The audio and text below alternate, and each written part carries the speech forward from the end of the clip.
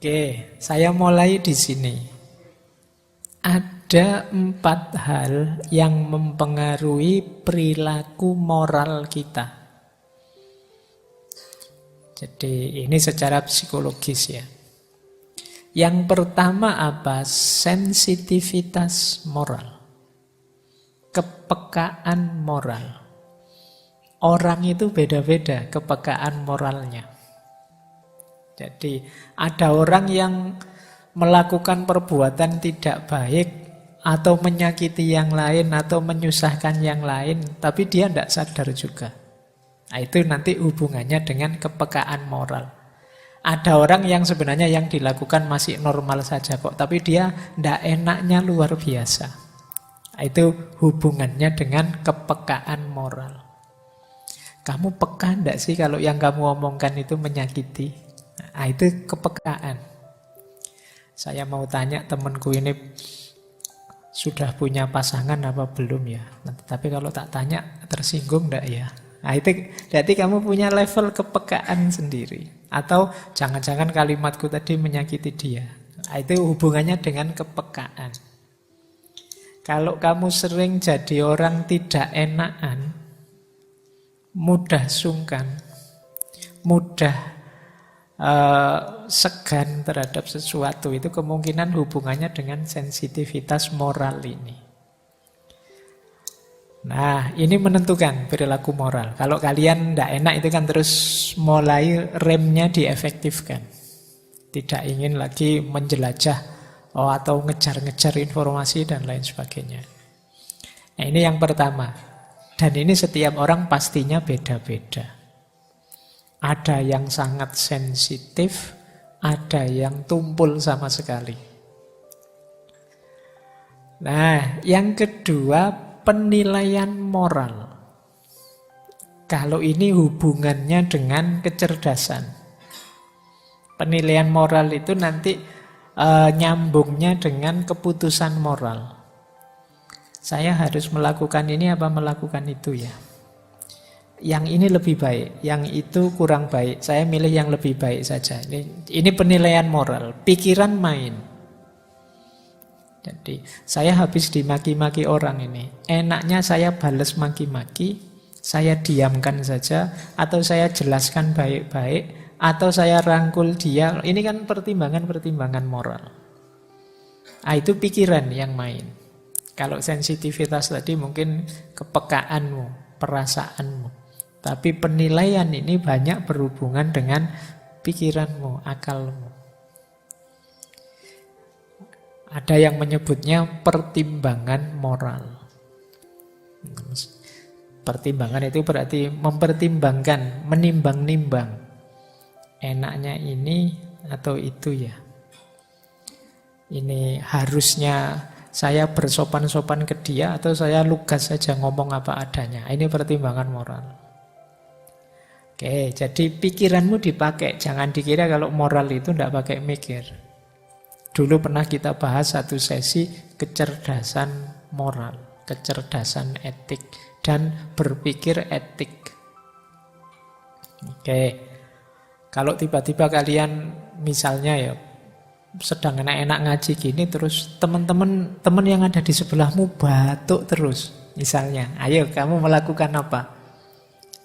Kamu hibur dia, kamu keluar ngambilkan minum, jangan-jangan dia memang butuh air, atau kamu hibur saja, atau kamu doakan saja. Ya Allah, semoga temanku tidak batuk-batuk lagi, apa begitu saja, apa yang kamu, itu kan pikiranmu kerja. Jadi itu yang disebut penilaian moral. Nanti ini berhubungan dengan keputusan moral. Oh, ini yang saya pilih. Nah, yang kedua itu, jadi moralitas seseorang itu berhubungan dengan sensitivitasnya, berhubungan dengan kecerdasannya. Yang ketiga juga berhubungan dengan motivasinya. Dorongan dari dalam dirinya untuk berbuat baik, untuk milih yang lebih baik. Ada loh orang itu yang tahu kok secara pikirannya dia ini lebih baik, dan dia sadar kalau ini menyenangkan orang atau menyakiti orang, tapi motivasinya kurang dia. Alah ngapain sih capek-capek melakukan itu, sudahlah. Nah, ini berarti motivasinya kurang untuk melakukan kebaikan. Jadi kalau bahasa agama niatnya kurang kuat. Kalau niat kurang kuat ini kan kamu tahu kamu harus melakukan apa tapi tidak melakukan apa-apa. Atau ya melakukannya setengah hati. Nah, ini namanya motivasi moral. Biasanya ya lawannya kemalasan moral, demotivasi moral. Kamu tidak tahu yang baik dan buruk tapi tidak ingin melakukan yang baik dan menjauhi yang buruk. Yang keempat baru implementasinya. Kalau implementasinya itu gabungan antara 3 tadi plus situasi konkretnya. Jadi ini namanya penerapannya, implementasinya. Jadi sensitivitasmu ditambah kecerdasanmu untuk menilai sekaligus motivasi dalam dirimu, terus dikonkretkan lewat anggota tubuhmu di tengah masyarakat. Ini namanya implementasi. Disitulah perilaku moral lahir.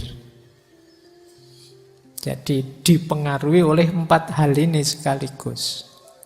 Jadi kalau kalian ingin menganalisis perilaku moral seseorang, kalian tinggal bagi, sejauh mana dia sensitif, sejauh mana kecerdasan moralnya bekerja, sejauh mana dia termotivasi untuk melakukan perilaku moral itu, dan implementasinya seperti apa.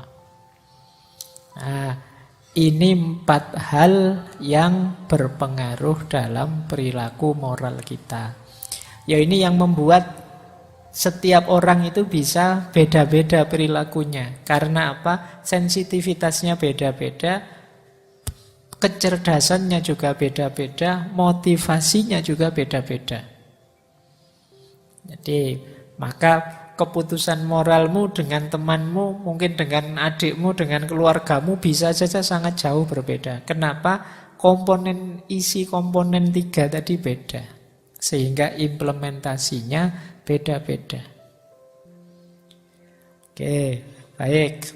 Nah, ini silahkan nanti kalian renungkan ya. Perilakumu sejauh mana kamu sensitif secara moral, peka. Sejauh mana kamu cerdas secara moral, dan sejauh mana kamu termotivasi untuk jadi orang yang bermoral.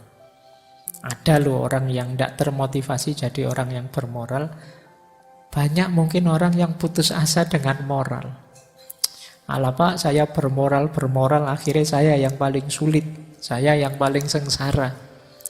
Saya toleran bantu teman, terus akhirnya ya saya susah sendiri, teman-teman ketawa-ketawa enak. Saya paling sumpek misalnya. Terus dia putus asa dengan moral. Ada yang begitu. Nah, silahkan kalian renungi ya. Profil moralitasmu itu bisa diambil dari 4 variabel ini.